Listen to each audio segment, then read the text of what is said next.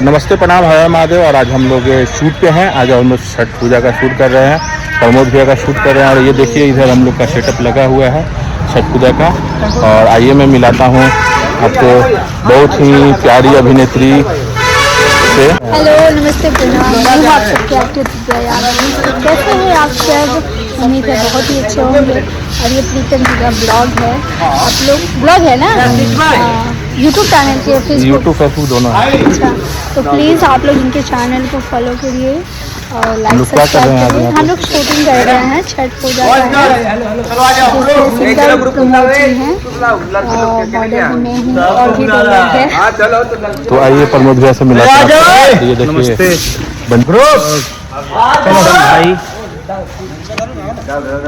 सब लोग हैं, सब देख रहे हैं इनके जिम में।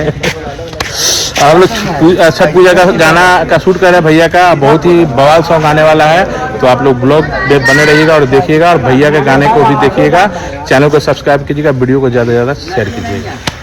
और इधर देखिए सेटअप लग रहा है। और इधर देखिए ग्रुप लोग, और ये है शिवा ग्रुप।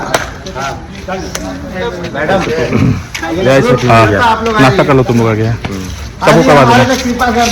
14 घंटा में दे दीजिए।